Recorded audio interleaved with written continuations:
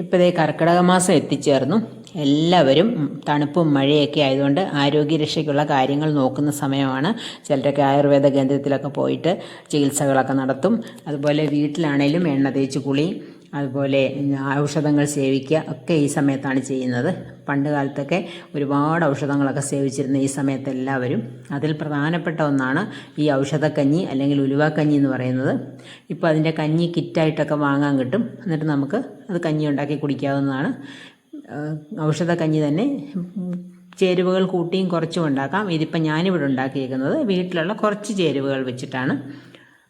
അപ്പം എത്ര നേരമില്ലാത്തവരാണെങ്കിലും ഈ കർക്കിടക മാസത്തിൽ ഒരു 7 ദിവസമെങ്കിലും ഇതുപോലത്തെ കഞ്ഞികൾ ഔഷധമൊക്കെ കുടിക്കാൻ നോക്കണം. അപ്പം നമുക്കത് എങ്ങനെയാണ് ഉണ്ടാക്കുന്നത് നോക്കാം. അതിനായിട്ട് ഞാൻ ഒരു 2 ടേബിൾ സ്പൂൺ നവരയരിയാണ് എടുത്തിരിക്കുന്നത്. പിന്നെ 1 ടേബിൾ സ്പൂൺ ഉലുവ എടുത്തിട്ടുണ്ട്. 1 ടേബിൾ സ്പൂൺ ചെറുപയർ, ഒരു 1/2 ടേബിൾ സ്പൂൺ ആശാളി വിത്ത്, ഇത്രയാണ് എടുത്തിരിക്കുന്നത്.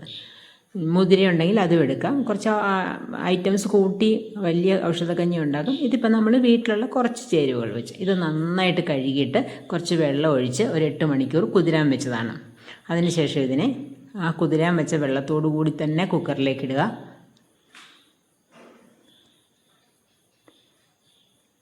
എല്ലാം കുക്കറിലേക്ക് ഇട്ടതിന് ശേഷം കുക്കറിൽ ആവശ്യത്തിന് വെള്ളം ഒഴിക്കുക. ഒരുപാട് വെള്ളം ഒഴിക്കേണ്ട, കാരണം നമുക്ക് ഈ വെള്ളം കളയാൻ പറ്റത്തില്ല, ഔഷധ ഗുണമുള്ള വെള്ളമാണ്.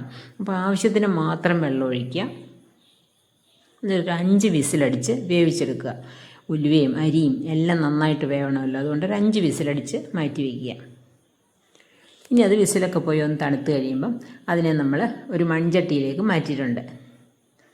അപ്പോൾ ഞാൻ ഇത്തിരി വെള്ളം കൂട്ടി വെച്ചിട്ടുണ്ട്, കാരണം എനിക്ക് ഒരുപാട് കൊഴുത്ത്, ഇത് ഉലുവയൊക്കെ ആയതുകൊണ്ട് പെട്ടെന്ന് കൊഴുത്ത് പോകും. അങ്ങനെ കൊഴുത്ത് കട്ടിയാവുന്ന ഇഷ്ടമല്ലാത്തതുകൊണ്ട് നമ്മൾ കുറച്ച് വെള്ളം കൂട്ടി വെച്ചിട്ടുണ്ട്, കഞ്ഞി പോലെ ഇരിക്കാൻ വേണ്ടി. അപ്പോൾ അത് മൺചട്ടിയിലേക്ക് മാറ്റി ഒന്നുകൂടെ ഒന്ന് തിളച്ച് തുടങ്ങും.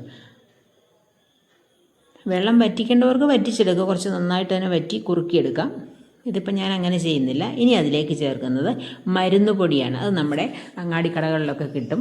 ഈ കഞ്ഞിയിൽ ചേർക്കുന്ന മരുന്ന് പൊടി എന്ന് പറഞ്ഞാൽ മതി. അല്ലെങ്കിൽ പിന്നെ ഔഷധ കഞ്ഞി കിറ്റ് വാങ്ങാൻ കിട്ടും, അതിനകത്തും കാണും ഒരു പൊടി. അത് കുറേ പച്ചമരുന്നുകൾ ചേർന്ന ഒരു പൊടിയാണ്. അത് ചേർത്ത് കൊടുത്തിട്ടുണ്ട്. അത് ചേർത്തില്ലെന്ന് വെച്ച് കുഴപ്പമൊന്നുമില്ല, ജീരകപ്പൊടിയും ചുക്കുപൊടിയും ഒക്കെ ചേർത്താൽ മതി. അതിനുശേഷം ഒരു അരമുറി തേങ്ങയുടെ പാലെടുത്ത് അധികം വെള്ളം ചേർക്കാതെ മിക്സിയിലൊന്ന് അരച്ച് പിഴിഞ്ഞെടുത്തതാണ്.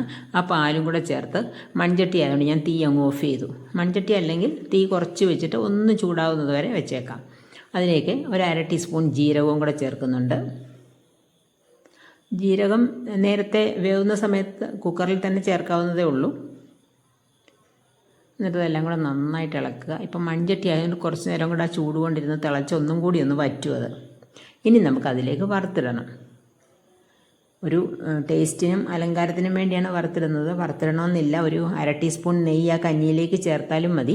പക്ഷെ ഞാനിവിടെ ഒരു 2 ടീസ്പൂൺ നെയ്ക്കകത്ത് ഒരു 3-4 കുരുമുളകും ചെറിയ ഉള്ളി, ഒരു 10 ചെറിയ ഉള്ളിയും കൂടെ ഒന്ന് വറുത്ത് അതിലേക്ക് ഇടുന്നുണ്ട്.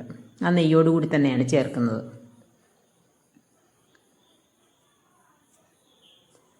ഇത് വളരെ ഔഷധ ഗുണമുള്ള കഞ്ഞിയാണ്. ഉലുവയുടെ കാര്യം പറയണ്ടല്ലോ, ഉലുവയുടെ ഔഷധ ഗുണങ്ങൾ. അതുപോലെ നവരയരി, ഇതിനകത്ത് ചേർക്കുന്ന എല്ലാം തന്നെ ഔഷധ ഗുണം. ആശാളി വിത്ത് എല്ലാം വളരെ ഗുണമുള്ള ഇൻഗ്രീഡിയൻസാണ്. പിന്നെ തേങ്ങാപ്പാൽ, കുറച്ച് നെയ്യും കൂടെ ചേർത്ത് വളരെ ടേസ്റ്റി ആയിട്ടുള്ള കഞ്ഞി നമ്മുടെ ഇവിടെ റെഡിയായി. ഇനി ഇതിൻ്റെ വേറൊരു വേർഷനുണ്ട്, സ്വീറ്റ് വേർഷൻ. അതിന് കുറച്ച് ശർക്കര, ഉണ്ട ശർക്കരയല്ല, ചക്കര, കരിപ്പട്ടി എന്ന് പറയും ചില സ്ഥലത്തൊക്കെ, ആ കരിപ്പട്ടിയും കൂടെ ഇതിനകത്ത് പൊടിച്ച് ചേർക്കുക. അങ്ങനെ മധുരമുള്ള കഞ്ഞിയാക്കി എടുക്കാം. പായസം പോലെ, ഉലുവ പായസം പോലെ ഇരിക്കും. അതും നല്ല ടേസ്റ്റാണ്. അങ്ങനെ മധുരം വേണ്ടാത്തവർക്ക് ഇങ്ങനെ അല്പം ഉപ്പും കൂടിയിട്ട് ഇങ്ങനെ കഴിക്കാം. ഇതിന് പ്രത്യേകിച്ച് കറിയും ചമ്മന്തി അങ്ങനെയൊന്നും ആവശ്യമില്ല. വേണമെങ്കിൽ ചുട്ടരച്ച ചമ്മന്തിയോ ചുട്ട പപ്പടമോ, കനലിൽ ചുട്ട പപ്പടമോ ഒക്കെ എടുക്കാം. പക്ഷെ അതിൻ്റെ ഒന്നും ആവശ്യമില്ല.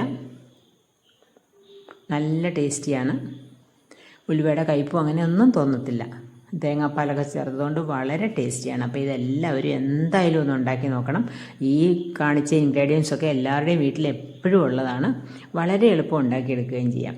ഈ കർക്കിടക മാസത്തിൽ ഈ ഉലുവാക്കഞ്ഞി കഴിക്കുന്നത് 1 വർഷത്തേക്ക് നമുക്ക് നടുവിന് വേദന അങ്ങനെയുള്ള പ്രശ്നങ്ങൾക്കൊക്കെ വളരെ ഉപകാരപ്രദമാണ്. അപ്പോൾ എല്ലാവരും ട്രൈ ചെയ്ത് നോക്കുക. Thanks for watching.